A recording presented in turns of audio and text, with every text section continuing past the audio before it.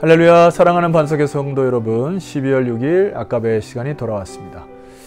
세움기도의 아침에 현장으로 나오신 성도님도 계시고 또 멀리서 계신 분들 또 이게 아까베를 통해서 하나님의 말씀을 잘 받으시기를 소망합니다. 오늘의 말씀은 욥기서 30장 16절에서 31절까지의 말씀이고 이제는 내 생명이라고 하는 제목으로 말씀을 증거하겠습니다. 어제에 이어서 우리가 욥기 30장을 계속 보고 있는데요. 욥은 여전히 현실에 닥쳐 있는 많은 문제 가운데 그리고 문제들 속에서 휩싸여 있습니다. 그래서 오늘 그 16절 이하에 보면은 이렇게 쓰여 있어요. 이제는 내 생명이 내 속에서 녹으니 환난 날이 나를 사로잡음이니라. 이제 그의 생명까지도 위협받고 참 이 자기 삶에 대해서 회의까지 오는 그 현상의 고통 속에 있습니다. 17절 말씀 보면 많이 동감하는 분 계실 텐데요. 밤이 되면 내 뼈가 쑤시니 나의 아픔이 쉬지 아니하는구나. 이 밤의 고통이 더 찾아오는 것을 알 수 있습니다. 이 밤이 길어지는 그 느낌과 아픔, 여러분 그런 경험이 있으시죠? 밤만 되면 더 고통 속에 지냈던 경우가 있습니다. 그런데 이 말씀 속에서 욥의 해석을 가만히 주목해야 합니다. 18절 이하에 보시게 되면은 그가 큰 능력으로 나의 옷을 떨쳐버리시며 나의 옷깃처럼 나를 휘어잡으시는구나. 19절 하나님이 나를 진흙 가운데 던지셨고 나를 티끌과 재 같게 하셨구나. 20절 내가 주께 부르짖으니 주께서 대답하지 아니하시오며 내가 섰사오나 주께서 나를 돌아보지 아니하시나이다. 이 모든 원인을 단순히 상황과 환경이나 혹은 친구들에게 돌리지 아니하는 욥을 봅니다. 어제로 인해서 계속 우리가 묵상하는 가운데 욥이 그 신앙 고백이 툭툭 터져 나오는 단어들이 있죠.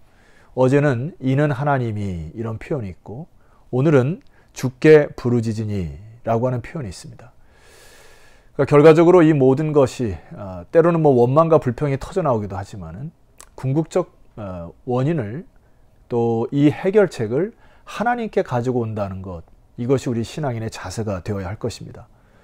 그렇지만 여전히 신앙이 있다고 해서 100% 이것에 대한 해결책을 본다거나 어느 매듭이 지어져 가지고 이것이 끊임없이 해결이 된다고 하는 그런 것은 없지요. 또 다른 문제 속에 또 다른 문제가 발견되기도 하고 그렇게 됩니다. 그래서 21절과 22절에 보시게 되면은 주께서 돌이켜 내게 잔혹하게 하시고 힘 있는 손으로 나를 대적하시나이다. 22절 보면 나를 바람 위에 들어 불려가게 하시며 무서운 힘으로 나를 던져 버리시나이다. 여전히 고통의 무게 앞에서 전전긍긍하는 욥을 보게 됩니다. 하나님, 제가 이 사건 속에서 주께서 나를 대적하시는 것처럼 주께서 나를 던져 버리시는 것처럼 느낍니다. 라고 탄원을 하지만은 그러나 이내 여러분 23절 말씀 보니까 이렇게 소개를 해요. 이렇게 말씀을 고백합니다. 내가 아나이다 하고 이 깊은 속에서 나오는 기도가 터집니다. 이 아나이다라고 하는 단어는 히브리 단어의 야다라고 하는 단어로서 일전에 여러분에게 말씀드렸듯이 이 야다라고 하는 단어는 부부관계에 쓰이는 단어로서 부부간의 어떤 긴밀함을 나타낼 때 쓰는 단어죠. 그러니까 이 욥이 고통을 통해서 점점 하나님께 더 가까이, 내가 귀로만 들었던 그 관계가 이제 서서히 눈으로 뵙는 단계까지 서서히 이르게 되는 것을 보게 됩니다. 23절 하반절에 보니까 주께서 나를 죽게 하사 모든 생물을 위하여 정한 집으로 돌려보내시나이다. 자신의 신세를 한탄함과 동시에 다시 하나님 앞에 마음의 축을 돌리는, 이게 마치 시소게임처럼 욥의 마음에 큰 소용돌이가 일어나는 것을 보게 됩니다. 그리고 다시 또 24절에 보니까 다시 자기의 주관대로 돌아오는 것을 볼 수가 있어요. 24절입니다. 그러나 사람이 넘어질 때에 어찌 손을 펴지 아니하며 재앙을 당할 때에 어찌 도움을 부르지 아니하리까 하고 당연히 부르짖고 손을 펴는 상황까지 펼쳐진다라고 합니다. 25절 고생의 날을 보내는 자를 위하여 내가 울지 아니하였는가? 빈궁한 자를 위하여 내 마음에 근심하지 아니하였는가?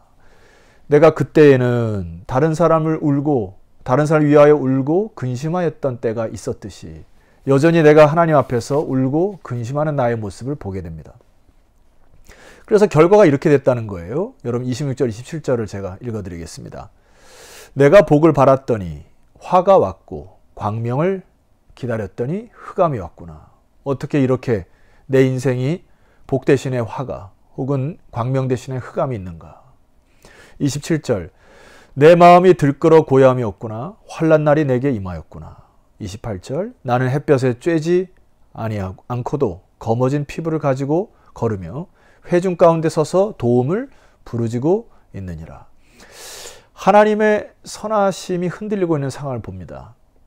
이게 왜 그러냐면 하나님께 부르짖고 기도를 해도 그 결과에 대해서 잘 느껴지지도 않고 때로는 하나님이 침묵하셔서 응답되지 아니하는 그의 기도에 이 결과가 없을 때 이 욥이 흔들리는 것처럼 우리도 많은 기도를 하나님께 드리지만은 때로 침묵하신 하나님을 묵상할 때 참 어려운 시간을 보내는 거 동감하는 바입니다.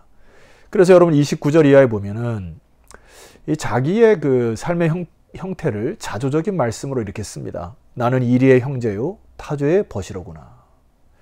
나를 덮고 있는 피부는 검어졌고 내 뼈는 열기로 말미암아 탔구나. 내 수금은 통곡이 되었고 내 피리는 애곡이 되었구나.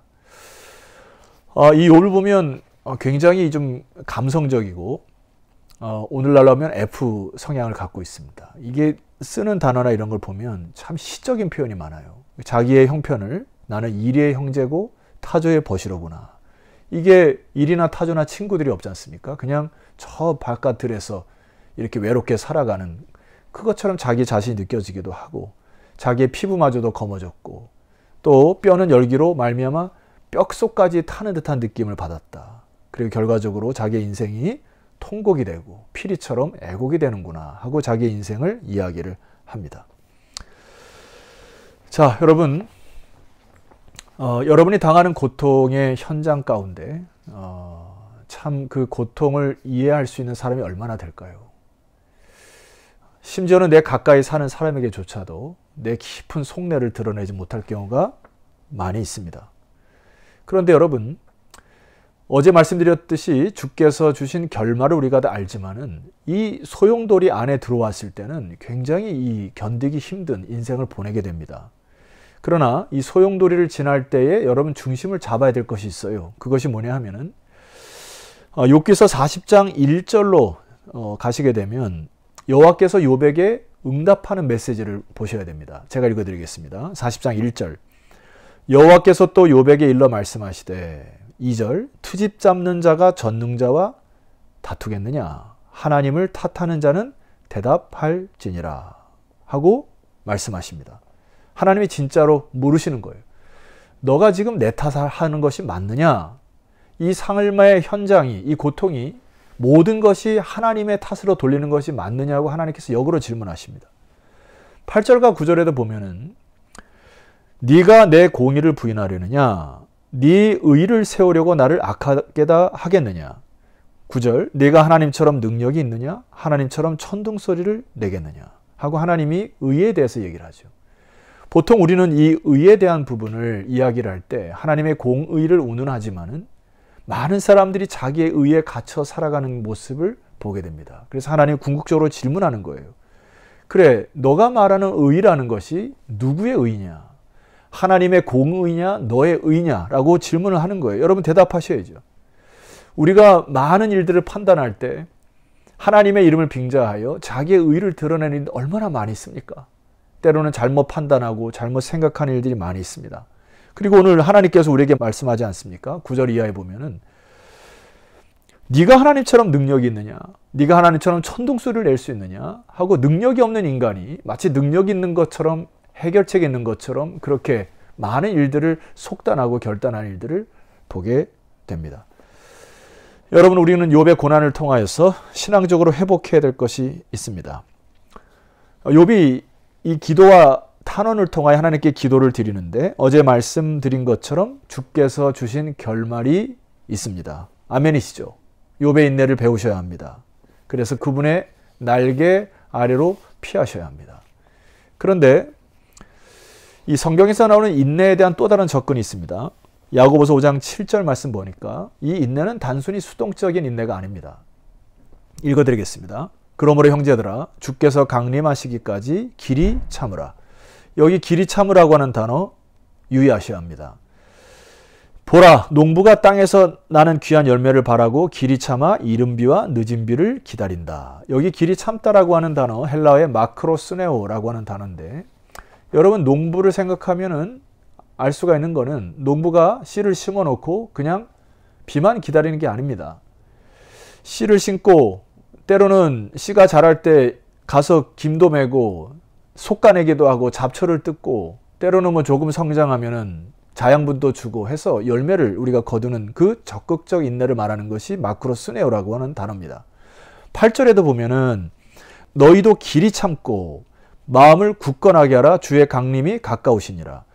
결단을 할 때가 온 것을 알고 마음을 굳건하게 하라. 여기에 이 굳건하게 하다는 단어는 헬라어의 쓰리싹테라고 하는 단어인데, 이것은 마음의 방향을 정하고 입지를 확정하여 흔들리지 말라라고 하는 이야기입니다. 성도 여러분, 결론으로 말씀드립니다.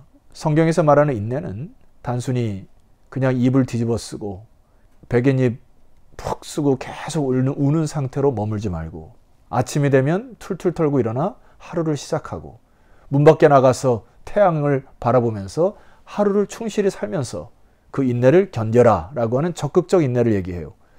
심지어 우리가 몸이 아픈 경우가 많이 있습니다. 그러면 늘 수동적으로 누구에게 도움을 받아야 되는 이치에서 여러분보다 더 어려운 사람이 있을 때 손을 내밀기 시작할 때 이것이 서로 합력해서 이 병을 또 극복할 수 있는 놀라운 장점들이 생기기 시작할 것입니다. 삶에 평안함이 있으신 분 계십니까? 여러분 뭐 환경도 좋고 뭐 재정적인 것도 풍족하고 뭐 걱정할 것이 없는 분 계세요? 그냥 그 상태로 머무르는 것 옳지 않습니다. 나머지 있는 힘과 재물을 가지고 주의 나라를 위해서 더욱 열심히 힘쓰는 거 성경에서 말하는 인내입니다. 여러분 아멘이시죠? 여러분 앞에 엄청난 장애물이 다가올 때에도 장애물 앞에서 주저앉아서 끝까지 인내하는 게 아니고 하나님 앞에 나와 기도하여 하나님 이 장애물을 어떻게 뛰어넘을까요? 하나님 이 장애물을 어떻게 돌파할까요? 라고 하는 기도하면서 강하게 나아가는 인내, 그것이 바로 오늘 말하는 마크로스네오라고 하는 단어입니다. 마지막 한 가지만 적용하죠. 아마 이 방송을 듣는 성도들 가운데 문이 사방으로 막혀서 어디로 갈지 모르는 분이 계실 것입니다. 그때 문 앞에서 주저앉아서 울면서 기다리는 것이 아니고 구하고 찾고 두들겨 하나님께서 어떠한 음성으로 주시는지 그 음성을 듣고 문을 열고 순종하고 또 다른 문을 열고 나아가는 그런 적극적 인내를 성경에서 얘기하는 것이죠. 성도 여러분, 욥의 고난이 여러분의 삶의 자욱자욱마다 아마 고난의 길이 있을 것입니다. 욥의 인내를 통하여 배우셔서 수많은 어려움들이 이번 세움기회를 통하여 또 욥기를 묵상하는 동안 지혜를 배우셔서 많은 일들이 하나님 앞에 풀어지고 또 역사를 경험하는 복된 인생 되기를 주의 이름으로 축원합니다. 기도드리시겠습니다. 하나님 아버지 감사합니다. 오늘 욥의 인내를 통하여 배우게 하시니 감사하고, 야고보 사도를 통하여 우리에게 말씀하신 이 말씀 붙들고 이번 한 주간도 오늘 하루도 승리하는 주의 백성들 다 되게 하옵소서. 예수 그리스도 이름으로 기도드렸사옵나이다. 아멘. 자, 성도 여러분, 오늘 하루 복되게 보내시고 내일 아침 또 기쁘게 만나도록 하겠습니다. 내일 뵙겠습니다.